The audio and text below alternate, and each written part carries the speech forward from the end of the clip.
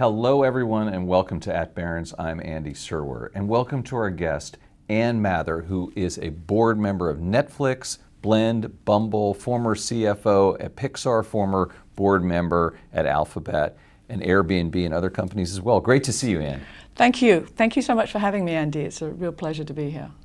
So your career is basically sort of at the nexus of entertainment and technology. And I'm curious, how do you describe what you do currently? That's a good question. Pretty much using many of those words. I say that I focus on media and tech, that I try to add value in as many ways as possible to as many companies that are a good fit for me, usually on the board, but I do advise occasionally as well. And try to bring everything that I've experienced to date in my life to them. I've also had over 20 years board experience now, so that's been really, really great. You're a financial person, that's your background. We'll get into that a little bit, but I want to ask you about technology and media, those two businesses. In some senses, they're very complementary. On the other hand, they're also at odds with each other. How would you describe that dynamic? Ever-changing. I don't think anyone can become complacent and think that they know what's going to be happening. It's one of the things I love about Reed Hastings. He is super focused on... From Netflix. Yes, sorry, CEO, now a chair of Netflix. Right. Very focused, as are the current CEOs, Ted and Greg, on what's happening next, what the potential threats is too strong a word, competition for eyeballs are. So I think it's this enormous platform, involving games. We've started doing games on Netflix, involving dating apps. Arguably, Bumble is something of a competitor for the eyeball space that might otherwise be spent on Netflix. Search. People spend time on search, and in some respects that's mildly entertaining. The impact that AI will have on all these things as well is, I think, we're on the verge of not quite sure what could happen, but it's super exciting. When Hollywood changes like this, a lot of times they'll co-opt the new influences, but this looks sort of bigger than that. I mean, it looks like Hollywood as we know it is maybe changing forever. No more theatrical, the cable bundle is going away. Is that something that will really affect our lives, or is it something that is just evolving organically and it's not that big a deal? Yeah, I think a little bit of both. I think it's evolving organically, but I think it will potentially affect our lives in a very positive way. I don't think theaters are going to go away completely, but I think they're maybe going to become a little bit more event-driven. And they've been going that way for a while. I don't really see that changing too much. To be economically sustainable, I don't quite know what will happen with theater chains. Potentially they'll become more flexible. Potentially we'll start doing different things in there as well. I think just to justify the costs of the real estate, it needs to develop a little bit. I think it's fascinating what Taylor Swift is doing, and I could totally see them becoming more significant venues for live sports events, concerts, summaries of concert tours like Taylor's. So I think those are all good things. They add to the drama of being in a large room with a bunch of other people. So I think that's good, and I think the range of entertainment product that we're going to be able to see is going to expand dramatically. AI is a big democratizing force in many ways in terms of it giving the opportunity for people that might not otherwise have had it to put together an entertainment product for way less money, way less resources. Ultimately, I'm not saying we're there yet, but over time, I think it could be that.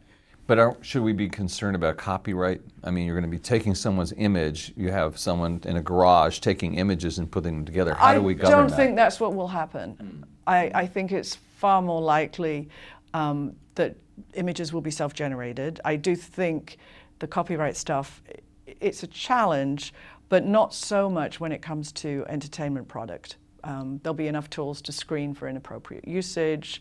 I think there'll be enough people licensing their. But what if I'm in my garage and I make an image of a pop singer who looks very much like Taylor Swift?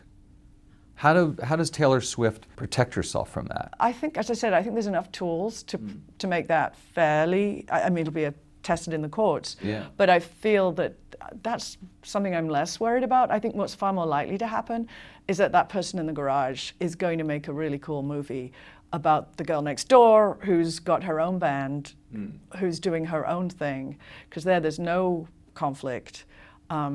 As we've seen with social media, people like to present themselves in this way. So I think these things are just going to become a little bit more creative.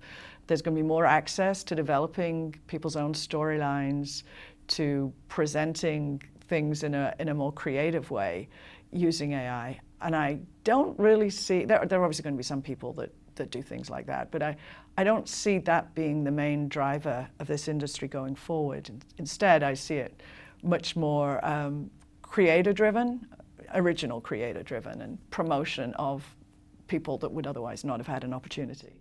Is that what makes you most excited about AI, Anne? And so talk about that, and then also what are you most concerned about with AI?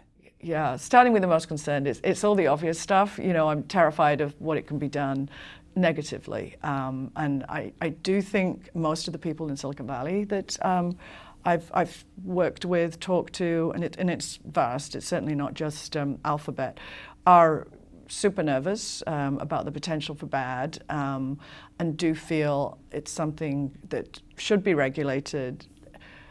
The most controversial aspect of that I really don't want to go into is whether or not it should be open source. There's a perspective that if it's open source, all hell could break loose, and it's really stuff we don't want to mess with. There's another perspective that if it's not open source, we're creating another, equivalent of the telecoms where you've got 4 or 5 players and it's very frustrating and they hold people to ransom.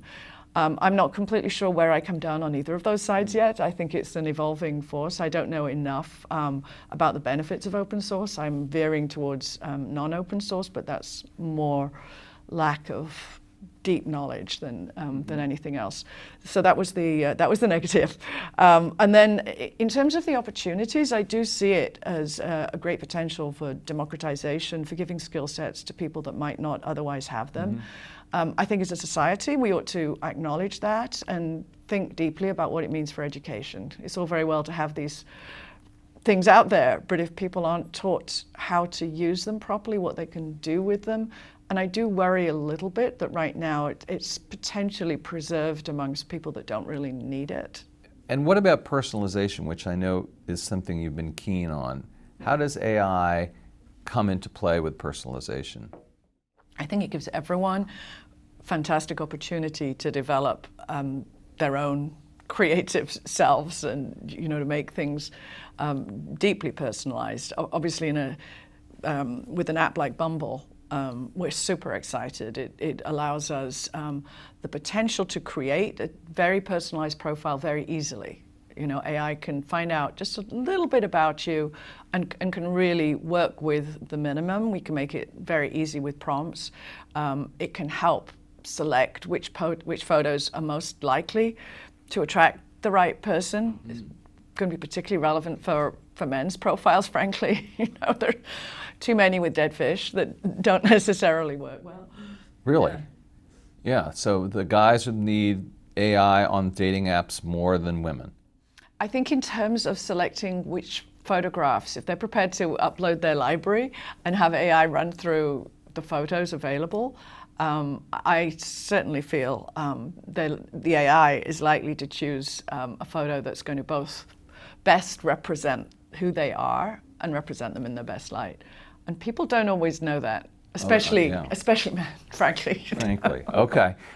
Speaking of personalization, I'm wondering if you're concerned with all the personalization that's going on, if we lose this notion of a collective experience, so that 30 years ago, we all watched the same TV show, and then we could all talk about it, and it became sort of a national phenomenon. I'm sure there's downside to that, maybe homogeneity, cultural homogeneity.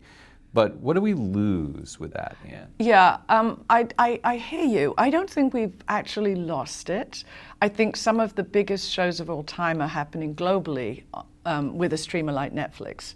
We might not all watch it as a family at the same time, but I do feel, if anything, we're getting broader and broader wide access to particular shows, and it's not just in one country.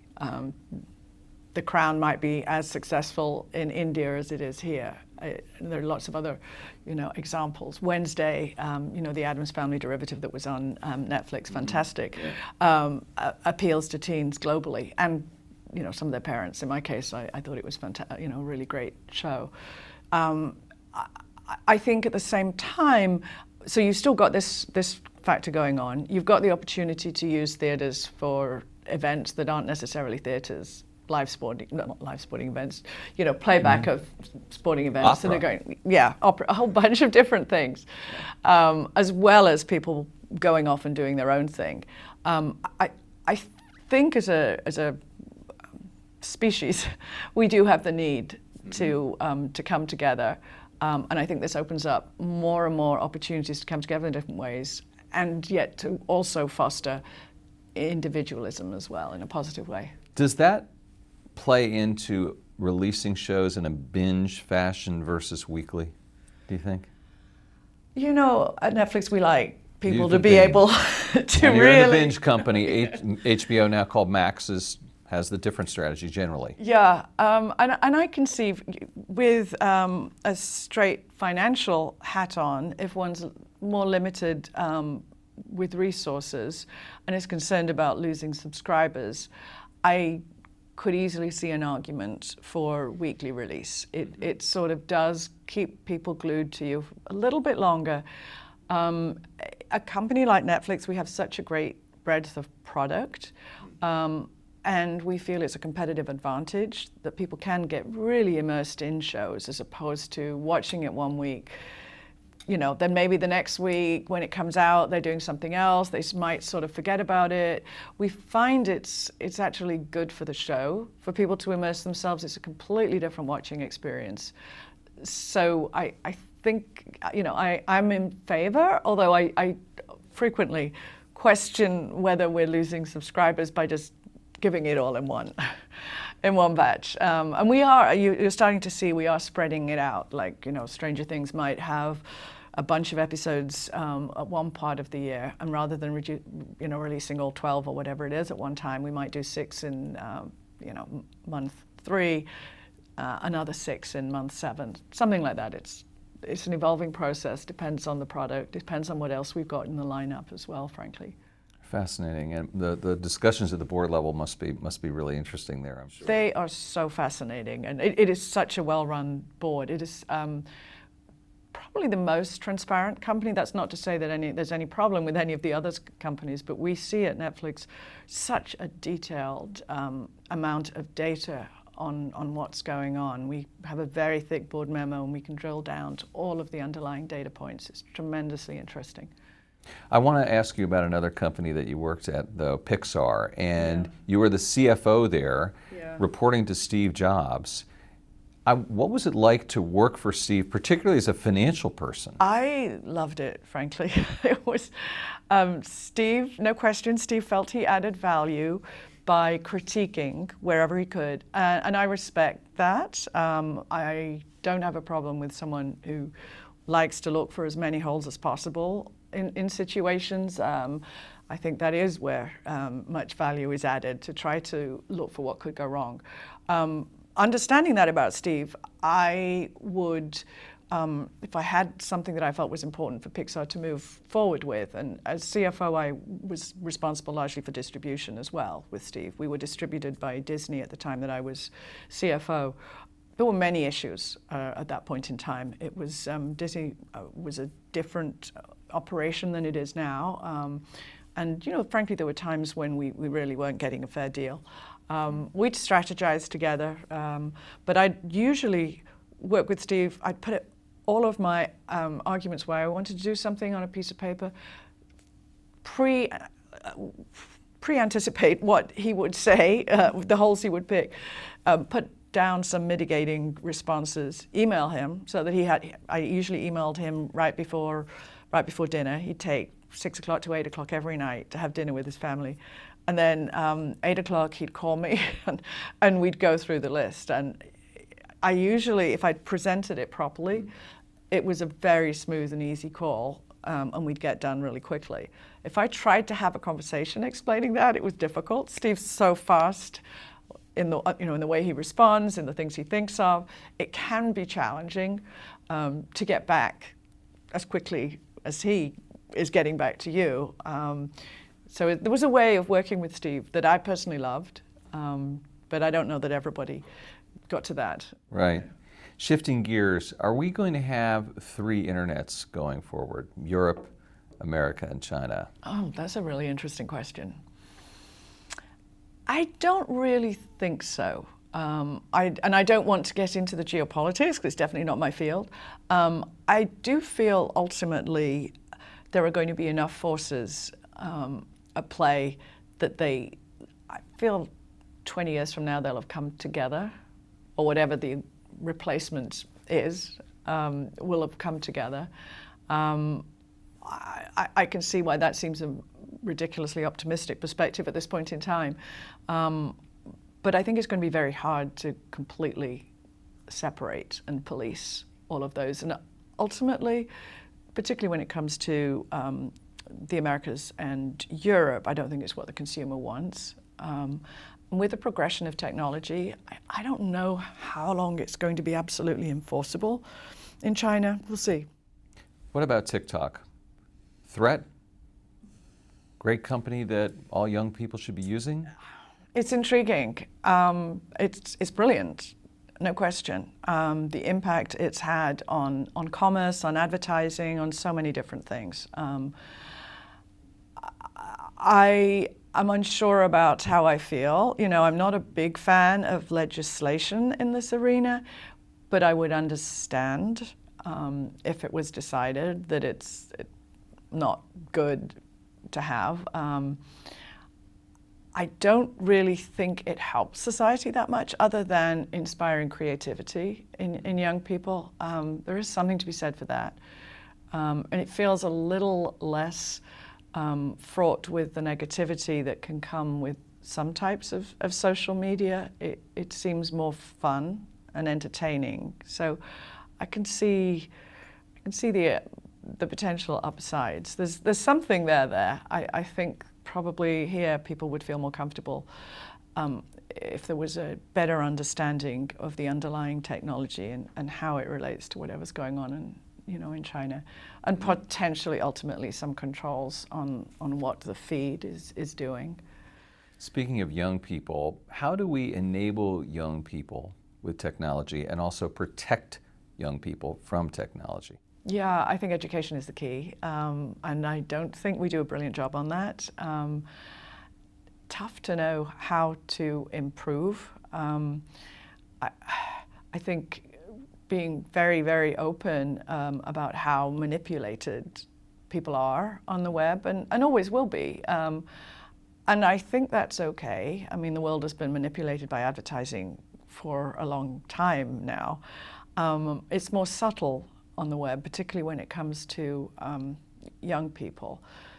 So I don't think we're there yet. I think limiting the amount or the things that young people can watch is frankly a good idea. I do feel we don't do a great job at protecting them.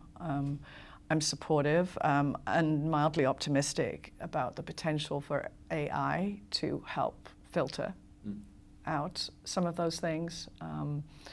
As far as enabling, I think they're pretty good about accessing anything that gives them the dopamine hit. So there's a great, they're constantly on social media type options that people have spent a lot of time crafting to be very attractive. I wish we spent a bit more time as a society trying to use those techniques to apply across broader academic subjects. I think there's a lot of room to improve the way we teach. Mm-hmm. And final question, Anne. You are a singular person in that you're a woman from England who came to the United States and succeeded at the highest levels both in Hollywood and Silicon Valley. You're too kind, by the way. Well, no, those you. things are all true. What drove you? Whoa, it's a good question. I've always just wanted to do the absolute best I can, be the absolute best I can. I think it started with that. Try to do things that are actually interesting and fun to do, and media obviously fits that very easily, very accessible, stimulating. Frankly, at the time that I entered media, it was a little bit nepotistic.